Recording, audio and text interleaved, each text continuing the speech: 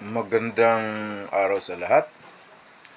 The YouTube channel of the Fraternal Order of Eagles, Limbas Law Corner is back to once again render public service at the field of law for our countrymen, o yung aming pagbabahagi ng aming kaunting kaalaman sa larangan ng batas para sa kaalaman ng sambayanang Pilipino, brought to you by the Limbas Marangal Eagles Club of the Eastern Rizal Region 2.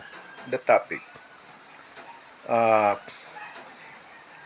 ito bang paglabag or violation ng isang municipal ordinance tungkol sa pag-iingay ng mga isang business establishment, ikailangan pa bang dadaan ng settlements sa barangay, sa lupo ng barangay? Ang sagot ay hindi.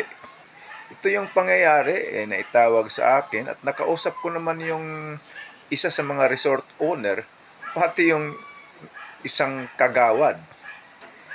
Kasi nga itong mga resort na ito, sa beach ito merong business establishment na ang ingay ng mga customer lumalagpas ng alas 10 ng gabi hanggang alas 4, alas 5 ng madaling araw, sigawan, kantahan, etc.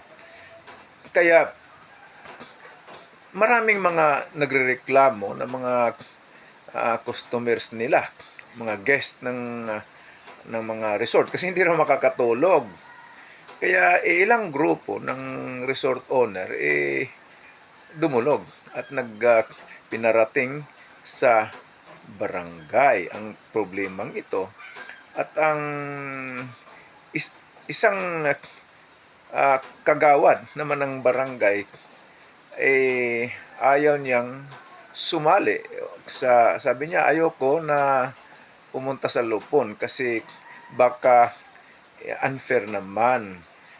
Kasi sabihin bias na sumali ako sa mga resort owner na idulog ang pag-iingay na ito, paglabag sa municipal ordinance. Kaya natawagan ko, nakausap ko mismo itong kagawad na ito. At siyempre, ang isa sa mga resort owner, nakausap ko din personally. Ganito yan, mga sambayan ng Pilipino. Yung paglabag ng isang municipal ordinance, tulad nito, yung pag-iingay nga, kantahan, etc., kahit hanggang madaling araw, ito hindi sakop ng katarungang pang-barangay law sa ilalim ng Republic Act 7160, the Local Government Code. Bakit?